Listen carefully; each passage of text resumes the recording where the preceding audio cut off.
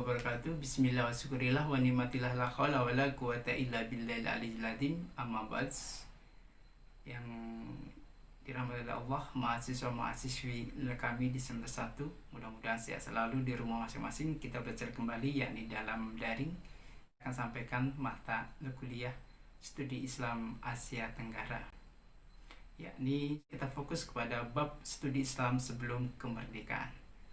Ketika kita bicara tentang studi Islam, maka yang ada di benak kita, yang ada di pemikiran kita adalah tentang Islam itu sendiri, tentang perkembangan Islam, tentang Islam bisa menyebar sampai ke negara Republik Indonesia itu sendiri. Sebelum kita bicara tentang Asia Tenggara, walaupun sebenarnya Indonesia adalah termasuk bagian negara-negara Asia Tenggara itu sendiri. Kita awali dari negara kita sendiri sebelum kemerdekaan.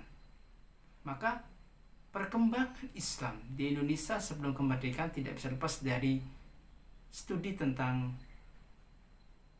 peranan imperialisme Belanda, Inggris maupun Jepang yang ikut memengaruhi perkembangan Islam yang begitu luas yang berada di negara Indonesia itu sendiri. Karena Indonesia belum merdeka, belum bisa disebut sebagai negara Indonesia pada saat itu, tapi masih dalam wilayah Nusantara.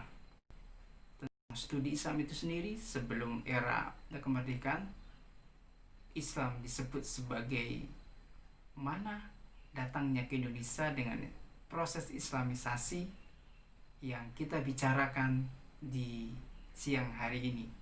Islam menyebar ke Indonesia atau saat itu disebut sebagai Nusantara yang pertama melalui pesisir utara Pulau Sumatera, yakni di Aceh Timur. Kemudian muncullah kerajaan Samudra Pasai di Aceh Utara. Jadi Islam masuk ke wilayah Indonesia itu dimulai dari wilayah Aceh. Yang pertama masuk di wilayah Sumatera.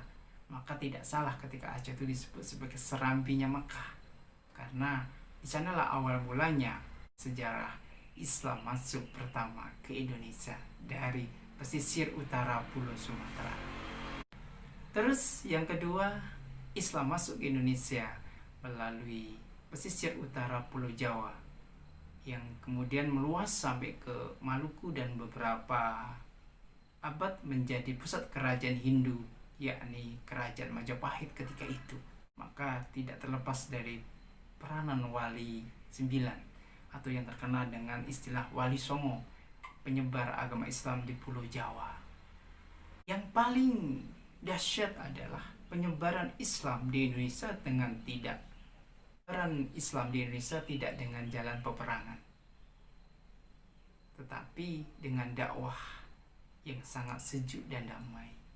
Apalagi di daerah Jawa yang mula-mulanya adalah dikuasai Hindu dan Buddha dan sekarang menjadi mayoritas agama Islam dan tidak merusak semuanya tantanan kerajaan-kerajaan yang sudah ada sebelum Islam masuk ke wilayah Jawa tersebut, yakni masih ada saksi bisunya kerajaan-kerajaan besar di Pulau Jawa, yakni Borobudur, Prambanan, dan candi yang lain yang berada di wilayah Jawa. Itu bertanda dakwah Wali Songo itu sangat sejuk dan menyejukkan umat, sehingga orang tertarik masuk agama karena agama Islam itu betul-betul menyejukkan bagi umatnya.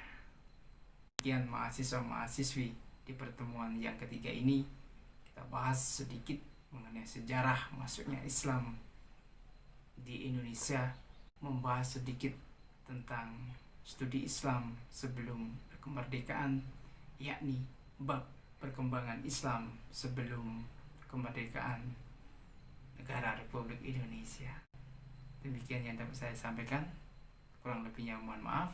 Apabila ada pertanyaan, silahkan bertanya di kolom komen dan isi absennya di channel YouTube DRKUS IMPD Channel. Kita akan diskusi panjang lebar mengenai perkembangan Islam sebelum kemerdekaan. Semoga bermanfaat. Billahi taufiq wal hidayah wa ridha wal inayah. Wassalamualaikum warahmatullahi wabarakatuh.